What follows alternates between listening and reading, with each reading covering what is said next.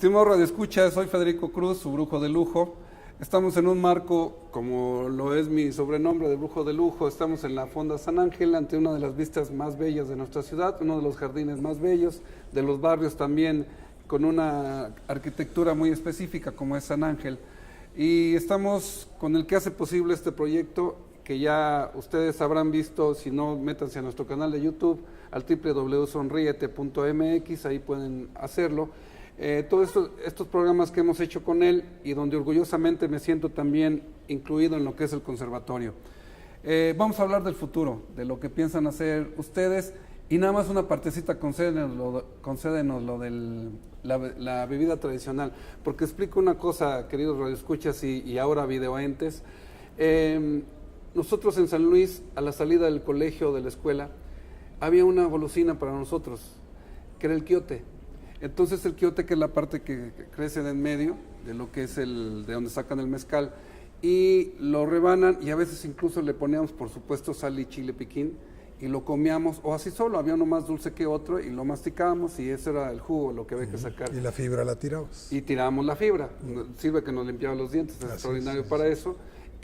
Pero entonces, cuando hay un buen mezcal, inmediatamente me recuerda, como en Proust, el sabor de la Magdalena, me recuerda el sabor del quiote, ese es el buen mezcal.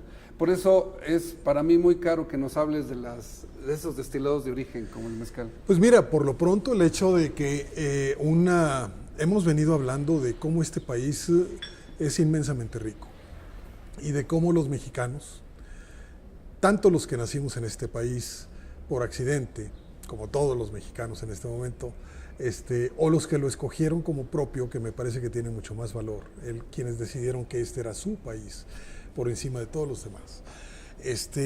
Verdaderamente somos unos privilegiados, y de cómo tenemos una herencia cultural, una herencia biológica, una herencia natural excepcional en el mundo.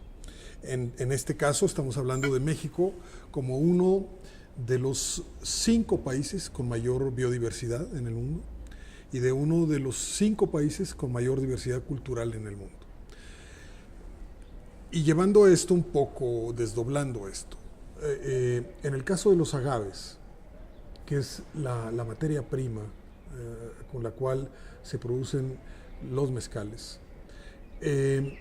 México es centro de origen de más de 150 especies de las 200 que hay, de las 200 y pico que hay. Es decir, las cantidades siempre difieren un poco, etcétera, pero estamos hablando de que México es centro de origen. Mesoamérica, lo que ahora es México, hace millones de años fue centro de origen de estos agaves extraordinarios. De esos 150 de los que México es centro de origen, un poco más de 20 se utilizan para producir mezcal. El mezcal no es otra cosa más que los jugos destilados del agave. Es decir, el llevar a cabo todo un proceso de extracción, de cocción, de fermentación y de destilación de los jugos del agave, del corazón del agave. Entonces, todavía se da la discusión, aunque cada vez hay más evidencias, de que los mezcales no nacen después de la llegada de los españoles, sino que es una bebida milenaria. Los jugos derivados del mezcal, tanto de la piña, como de las hojas, como del corazón de la piña, el aguamiel, del cual se deriva el pulque, etc. En realidad es una técnica milenaria que se han ido confirmando en restos arqueológicos, el que por supuesto que en Mesoamérica se daba la destilación. Y no solo la fermentación a partir de los jugos descompuestos, alterados o fermentados, sino el proceso de conversión de esos jugos fermentados y la destilación se da desde hace miles de años. No nada más ese punto de vista eurocentista o de las grandes Por potencias supuesto, que ellos claro. son los inventores del hilo negro, ¿no? Exactamente, que además en este caso hay dos grandes corrientes en ese sentido. Por un lado, la destilación con sus orígenes árabes y la destilación con sus orígenes chinos a través de Filipinas, ¿no? Entonces, en México, Ganado de China. en México se utilizan dos procesos o dos equipos, la destilación de tipo árabe y la destilación de tipo filipino. Es curioso porque entonces es de un lado del Golfo, el otro lado del Océano Pacífico. Claro, claro. Afortunadamente, Y bueno, el ganado de China vino el abuelito de Lin May. Que, claro, pues, claro, que merece un monumento nada más por sí, eso. y se va a cargar bastante en un aspecto. Y que viva Lin May, Sí. ¿no? Con sus magueyes, ¿no? Entonces, el mezcal es un producto netamente mexicano, con unas cualidades nutricionales, con unas cualidades organolépticas, con unas cualidades alimenticias extraordinarias, como todo, con moderación. Yo creo que un buen mezcal para abrir boca y un buen mezcal para cerrar boca tiene unos efectos terapéuticos en la salud de la gente que lo hace excepcionales. Entonces, este festival de destilados de origen que hemos venido celebrando los últimos 3 años en el Campo Marte tiene por objeto el promover los destilados de origen, en este caso los mezcales, el bacanora, el sotol, la raicilla, todos ellos derivados de xerófilas, de cactáceas, en este caso de los agaves, ¿no? En Chihuahua, Sonora, Jalisco, en Nayarit. Toda su zona desértica. Y en todos los países, en todos los estados reconocidos o no en la denominación de origen. Es decir, por un lado está el tema cultural y por el otro el tema legal. Por un lado, en realidad los mezcales se producen en todo el país. Pero además cada quien con su marca para hacer, Sí, claro, no es algo claro. así de catálogo. Así es. Y por el otro, bueno, lo que en la ley está establecido como denominación de origen de los mezcales, en donde 8 estados están reconocidos como productores de mezcal, y los demás, bueno, pues tienen una venta entre clandestina e informal o con otros nombres, pero a final de cuentas todos son destilados de agave. Es un componente importantísimo en la gastronomía tradicional mexicana, el tema de las bebidas, el tema de los destilados de origen y especialmente los destilados de agave. Hay mucho que hacer. Cada vez el trabajo de los productores, el trabajo de los envasadores, el trabajo de los comercializadores, el trabajo de los restaurantes, el trabajo de los investigadores, empieza a armar toda una plataforma cultural, industrial, comercial, económica extraordinaria. Yo creo que nuevamente estamos ante una gran oportunidad para el país y un diamante que hay que pulir.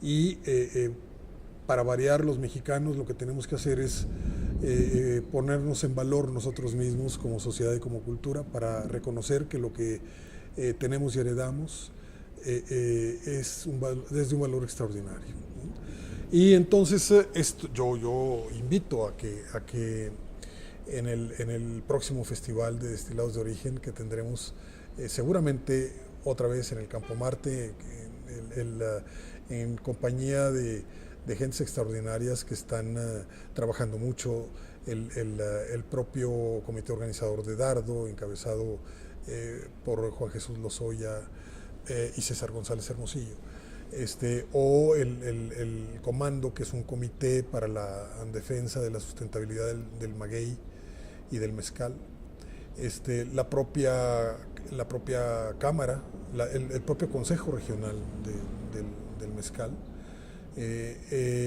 o proyectos sociales como los que encabeza Abel Alcántara con el de Maestros del Mezcal, o la Asociación Pro Cultura del Mezcal, que encabeza Sergio Norigarro, o la Academia del Mezcal, que encabeza Fernando Otero. Es decir, todas estas organizaciones civiles, todos estos segmentos de la sociedad civil que estamos haciendo trabajos para tratar de crear todo un sector cultural, un sector económico, un sector social, un sector industrial, un sector comercial, mercadológico, de exportación, de cuantas cosas alrededor del mezcal. Y siento que vamos por muy buen camino, que obviamente, y para variar, los mexicanos necesitamos ponernos de acuerdo, ¿no?, en lo que somos, en lo que tenemos y en lo que heredamos y hacia dónde queremos ir, hacia dónde queremos llevar este país, pero que muchas de las soluciones están aquí dentro, ¿no? Y ese es el caso del mezcal. En el caso de los otros proyectos del conservatorio, como los que me comentabas, hay dos grandes proyectos, hay dos grandes eventos que son dos componentes muy importantes de nuestra actividad. Por un lado, la cuarta reunión nacional de seguimiento y evaluación del expediente de la gastronomía tradicional mexicana como patrimonio cultural de la humanidad, que estas reuniones nacionales lo que permiten es elaborar el informe que se le presenta a la UNESCO año tras año. Hablábamos hace rato de que a partir del momento en que la UNESCO reconoce a la gastronomía tradicional mexicana como patrimonio cultural de la humanidad, se genera un compromiso del gobierno mexicano que, delegado en el conservatorio como organismo coadyuvante, hay que elaborar un informe año tras año del statu quo, de los avances, del desarrollo de este expediente, de este bien cultural. Y entonces los componentes de rescate, salvaguardia y promoción de la gastronomía tradicional mexicana, dime qué estás haciendo respecto a esos tres temas: rescate, salvaguardia y promoción. Entonces, bueno, pues, ¿qué hacemos? Reunir a todos los delegados que hay en el país, alrededor de 100, ¿no?, delegados del conservatorio, unos académicos, otros gastrónomos, otros investigadores, otros restauranteros, otros cocineros, otros locos de la gastronomía, ¿no? ¿Qué estamos haciendo en cada localidad, en cada comunidad, en cada región del país? En temas como productos en peligro de extinción, rescate de productos o puesta en valor de productos poco conocidos, técnicas culinarias, rutas gastronómicas, comunidades productoras de alimentos, transformación y agregación de valor, etcétera, etcétera. ¿Qué se está haciendo en las escuelas? Todo eso conforma una masa que le decimos a la UNESCO, aquí está, y es el gobierno mexicano el que tiene que presentar este informe cada año. A los 4 años de que la gastronomía tradicional mexicana fue reconocida como Patrimonio Cultural de la Humanidad, la UNESCO, es decir, el año próximo, ahora en noviembre vamos a cumplir los 4 años, y entonces de noviembre a noviembre, de noviembre del 2014 a noviembre del 2015, la UNESCO va a evaluar si la gastronomía tradicional mexicana debe o no seguir en la lista de Patrimonio Mundial. Esto suena crítico y suena duro y suena difícil. Hay que estar refrendando. Pero entonces, año tras año, hay que poner en evidencia el que se está trabajando con ese bien cultural. El gobierno mexicano lo ha venido haciendo muy bien con el resto de los bienes culturales mexicanos que están en la lista de Patrimonio Mundial. Sin embargo, en el caso de la gastronomía, es el conservatorio el responsable de armar el informe, de darle seguimiento a cada una de las actividades y de presentárselo al gobierno mexicano, y es el gobierno el que se lo lleva a la UNESCO, ¿no? Entonces, estamos muy contentos porque a casi 4 años, a 3 años y medio de la incorporación a la lista de Patrimonio Mundial, la gastronomía tradicional mexicana como Patrimonio Cultural de la Humanidad es un componente y un bien cultural que está siendo correctamente llevado en su plan de acción, en donde las actividades de rescate, salvaguardia y promoción, aunque no son suficientes, ni son todas las que podríamos llevar a cabo, pero vamos en un proceso muy serio, y el conservatorio está siendo el que da la pauta, el que lleva el asunto y el que Nos estamos como encargando de armar el rompecabezas y de decir, aquí está la mesa puesta, ¿no?, respecto a este bien cultural. Y bueno, ha habido reconocimiento tanto del gobierno mexicano como de la propia UNESCO hacia el conservatorio por lo bien que se está llevando el expediente, ¿no? Entonces, esta reunión va a ser en la primera semana de julio y la vamos a llevar a cabo del 2014 y la vamos a llevar a cabo en Comitán, Chiapas. Ya están una serie de procesos paralelos para que en estas semanas que faltan llevemos a cabo esta reunión, que va a ser extraordinaria, va a ser muy interesante y muy rica, precisamente por la coyuntura de los 4 años, ¿no? Y por la presencia de la gente más sabia y más experta y más conocedora y más comprometida con el tema de la gastronomía tradicional mexicana en todo el país. Es una reunión que de entrada es de los delegados del conservatorio, en principio es para expertos, pero que está abierta al público, por supuesto, ¿no? Y que el gobierno del estado de Chiapas, con el apoyo del gobierno federal a través de Zagarpa y Sectur Federal y Conaculta, estamos armando junto con el municipio de Comitán, ¿no? Y por el otro gran evento desde la perspectiva del conservatorio es el segundo Foro Mundial de la Gastronomía Mexicana, que vamos a llevar a cabo en la ciudad de Puebla en el mes de noviembre, la primera semana de noviembre del 2014.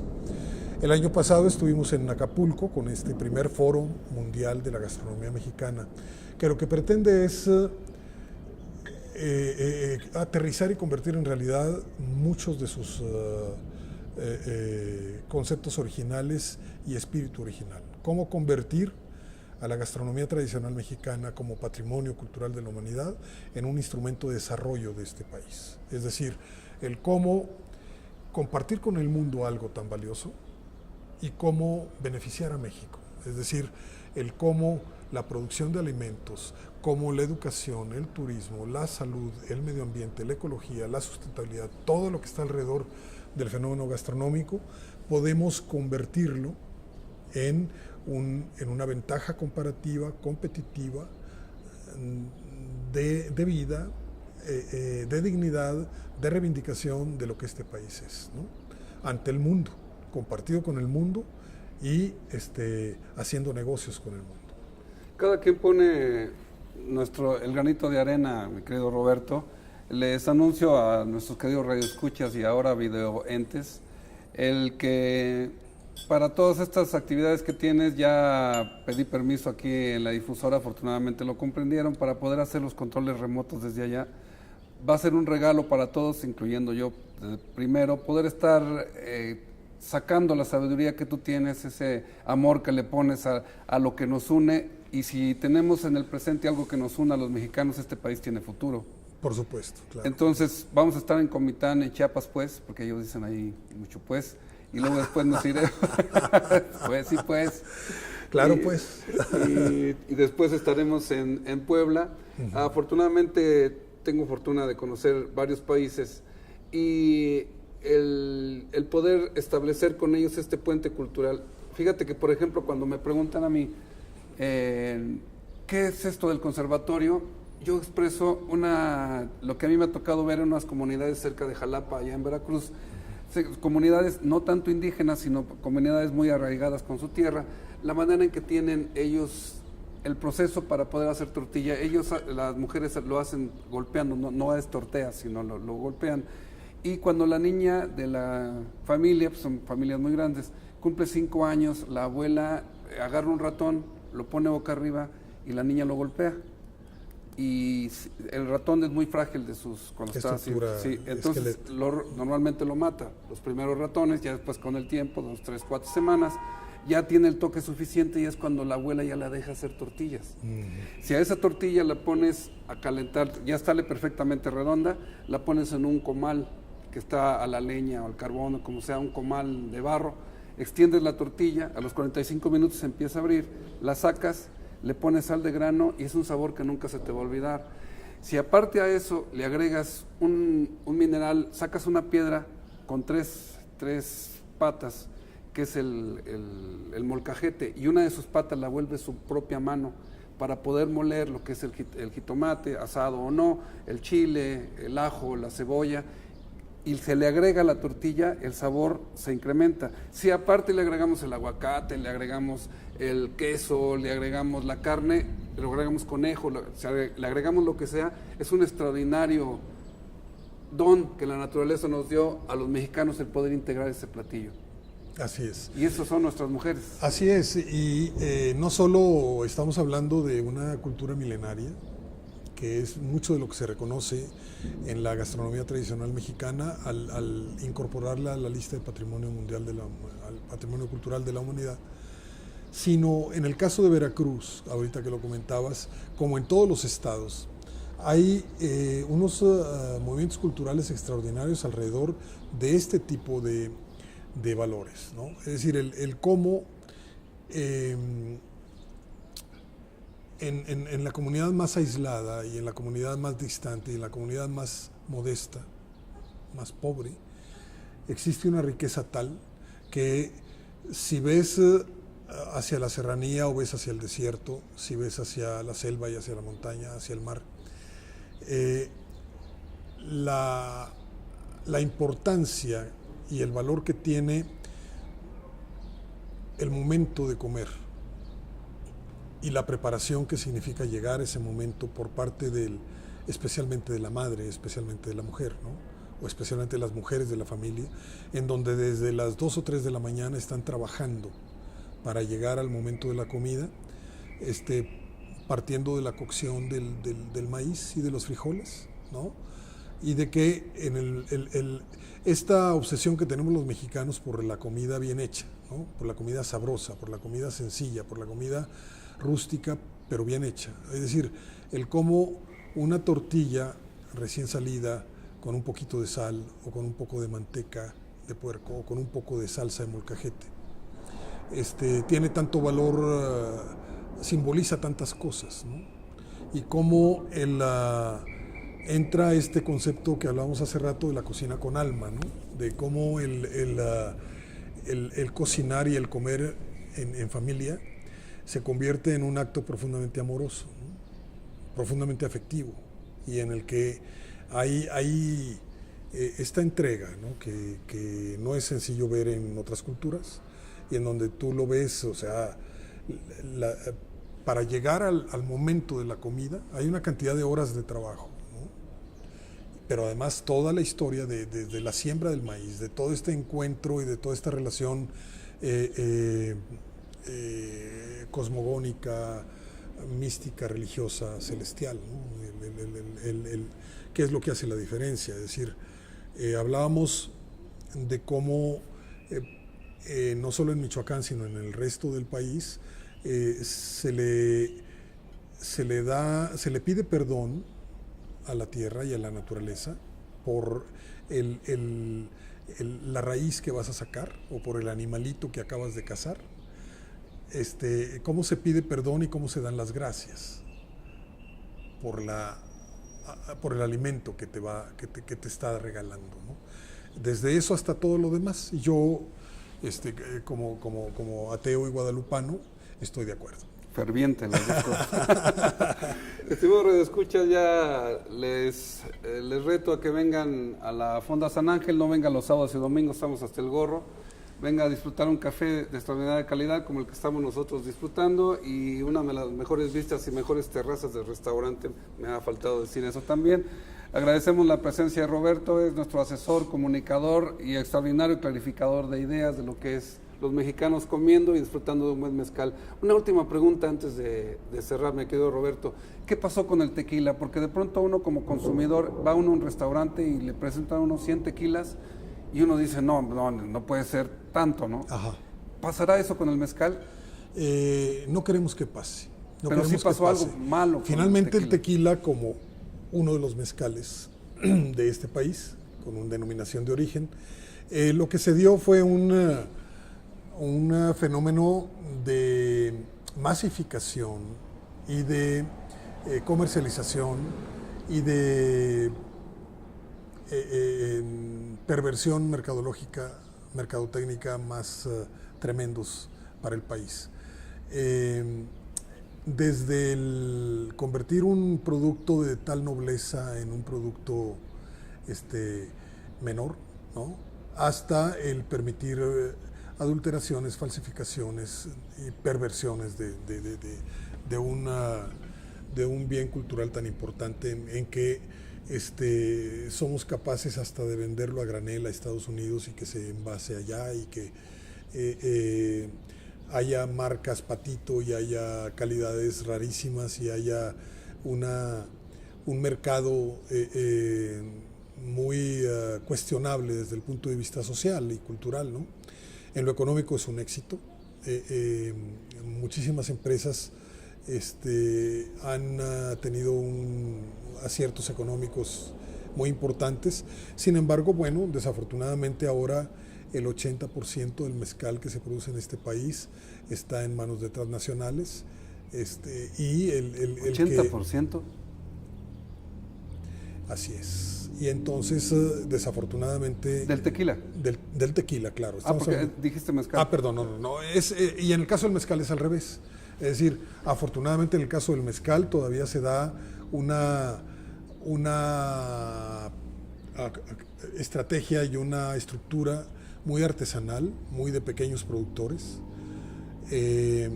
y con mucho compromiso por la calidad, en donde tendremos que encontrar un equilibrio entre el valor de ese producto artesanal y la necesidad de cumplir con la normatividad que el gobierno mexicano tiene para las bebidas alcohólicas, especialmente para el mezcal, con una norma muy clara respecto a cuáles deben ser sus características y que esperamos muy pronto estar ajustando para beneficio del mezcal y para beneficio de los productores y de las comunidades productoras de mezcal, y que no termine siendo un producto masificado y convertido en una bebida cuyo aprovechamiento económico y comercial quede en manos extrañas al de las comunidades productoras, ¿no? Les agradecemos su presencia, queridos radioescuchas, y en este caso video escuchas. Véngase aquí a la fonda, encontrará cosas extraordinarias como mexicanos al grito de guerra, pero de guerra por nuestra propia cultura y ponernos en valor. Agradecemos, dense una asomada a nuestro canal de YouTube, conocerán a este hombre y su brujo de lujo les seguirá acompañando. Vuelvo a ratificar, mi querido Roberto, los controles remotos de hacer estas presentaciones. Ahí estaremos con mucho gusto y hablando de lo que es el futuro de este país. Gracias, Roberto. Encantado. Espero que sigas encantado haciendo las cosas que haces también. Por supuesto, claro que sí. Yo creo que de eso se trata la vida y lo comparto contigo con mucho gusto. Gracias, querido Radio Escuchas. Nos vemos en el siguiente programa y nos escuchamos.